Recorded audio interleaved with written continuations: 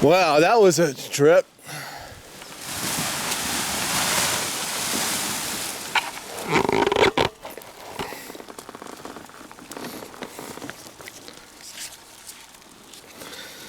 Thank God I wasn't over water when that happened.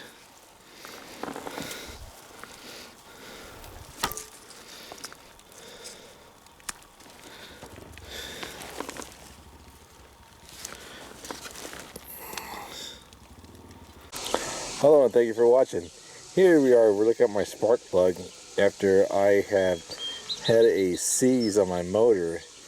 And what I did in the last leg of my flight was to go to full throttle. I just wanted to see what the max RPM would be on my Airmax 220, and just after a few seconds or so, it seized. It heated up real fast and seized. So this is what my spark plug is looking like after that. So you can see a lot of corrosion on that, and there is no black. It's all burnt off. So we're gonna go ahead and take off the cylinder, but first of all, we're gonna look inside the cylinder and feel for some scoring, and then most likely go ahead and pull the cylinder off and take a look at the piston, because at this point I can't get the motor to start and it's very low on compression. So with that, let's go ahead and look at the disassembly.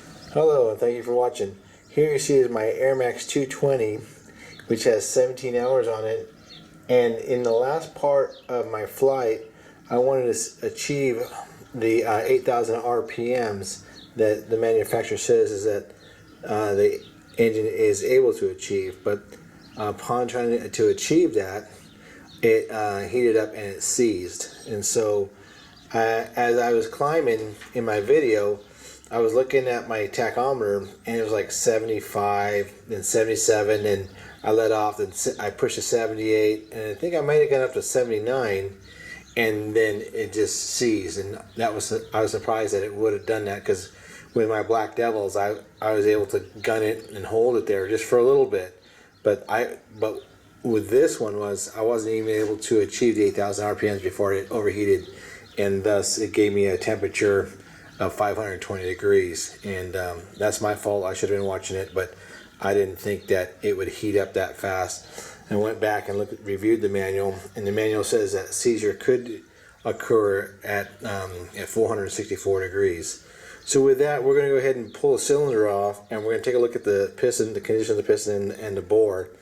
And unfortunately, I cannot find my tripod, so this is going to have to be shot in sections. So right now, this has the factory seal. It has not been broken anyway, and it looks like a load of seepage there. But I went through, and in my other videos, when I bought this brand new, I went and I torqued them down periodically for the scheduled hours. So with that, I'm going to get here and pull the top end off, and then we'll record some more. Then we'll pull the cylinder off, and we'll go from there. So here we are once again, and I have not yet broke the seal, but there just seems to be a little bit of leakage around there. I'm not quite exactly sure what that is. And then I got the gasket there, so I'm working on pulling the head off, so a couple more bolts. Okay, so now with the head is off, that looks pretty good, looks pretty clean, and no buildup. And then we'll go ahead and come over here, and then look at the piston here, trying to get some light in there. A little bit of carbon on there. Let's see. It looks like that could be a little bit of heat mark maybe, but it's not coming out. Okay.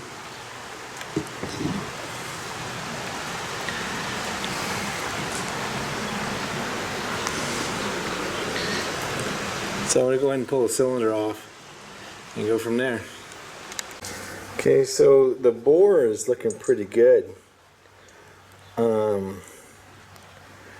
I just see one heat mark there, well, a couple heat marks there, and a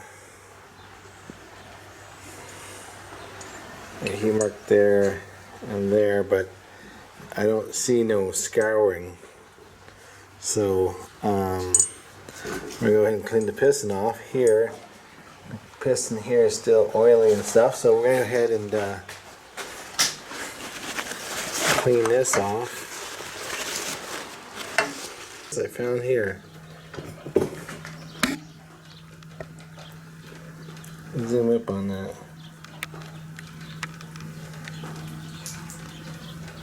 Right there, that's a pit right there. That's a pit right there. And how in the world I'm going to seal that, I don't know. And it looks like the other part of it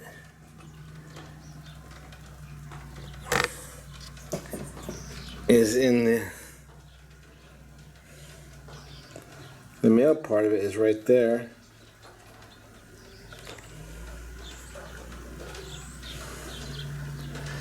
And then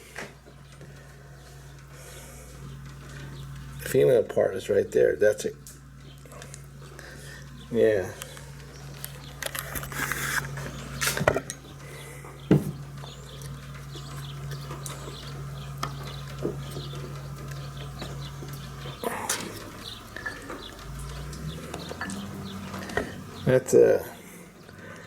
That's a hole right there.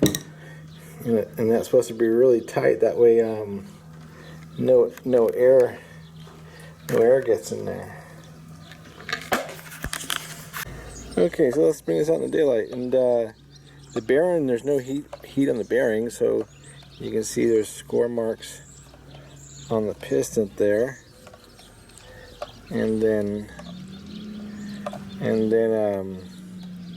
the score, and then the aluminum is covering that ring right there.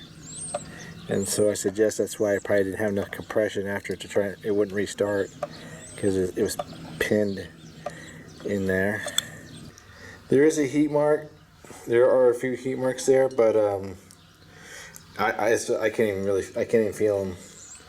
I can't dig a fingernail or nothing into them, and so we're just gonna go with that. The board, this cylinder's still good, so I'm happy with that. Okay, so here I am. I'm reassembling my motor for the second time, and I managed to salvage my piston.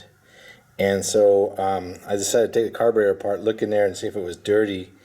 And here's this filter here, and I mean it's like it's in there crooked. It's not even. And then it's all black. So we're gonna go ahead and pull that out, because I recommend just taking all these filters out. I mean, if it's small enough to pass through the filter here, through the filter in the tank, then it should just be burned up in the combustion chamber. So we're gonna go ahead and pull that out, and then we'll take a look and see what's up with that. Yeah, but that looks funky. I mean, look at that. Hold on, I gotta get this in the light. Look at that. See that? I just pulled that apart, and it's just sitting there like that. So you take that filter out. Okay, so that filter was just sitting in there doing nothing really, and look how plugged up it is. And flip it over. That's what clean looks like, and that's what dirty looks like. So yeah, because I mean, I put 17 hours on this thing, and I haven't had any problems. But now we're gonna just see if we can't clean that filter out. But I'm gonna leave it out. So there we go. So once again, there's that filter, and I swear that it looks like there's hair or something in it. And there's it. There's it. It's clean. And then flip it over, and look at that. You can see, you get almost like a hair in there. And how's it supposed to pass through the filter? Well, look at that. That's the filter, and that's the pile of dirt that I just took out of it. And there's like hair and stuff in it. I mean, it looks like hair. It's like felt, you know. You know, the thing is, though, is that if that's there to protect the motor from getting screwed up, well, the motor's getting screwed up anyways because it's blocking the fuel and it's thinning out the mixture. So I was able to pull it again and get up to about 130 psi in the cylinder head, so I got good compression. So here I am. I'm into the carburetor now, and here's the fuel pump, and there's some residue there, and then here's the top of the casting for the fuel pump, and there's some residue right there. There's some buildup there, and you can see that I'm scraping up like dust. And so, see that dust is falling off. So yeah, you have to go and clean out all the orifices in this and see if I can't get it to run correctly. The thing was that I opened up the low jet and the main jet, high jet, just to see on my last one if I could get some oil in the prop. You know, because usually if you open them up, there's just, you know, oil. You get really oily prop, but I'm not getting it. That means so it's not getting sufficient lubrication. So I'm going to go ahead and clean this out, and then wash out my oil pump there, and then all the ports here. I'm going to have to take and put a small piece of wire through there or something like that to make sure that nothing's plugged. So that's next, and then I got my new filter on right there. So now I'm done running my tip cleaner through my carburetor, the orifices, and this one's is very nice. It has a very, very small cleaning tip here, and then I noticed that on the carburetor, that inside there, there's three little ports, and so I was able to pass this one through here, and then that passes through and it comes down into the carburetor. So I can't get that to focus in there, but yeah, it seems like it's working. So I'll give it a shot tomorrow, and hopefully I'll get some good running. So I'll update on that later. Thank you for watching.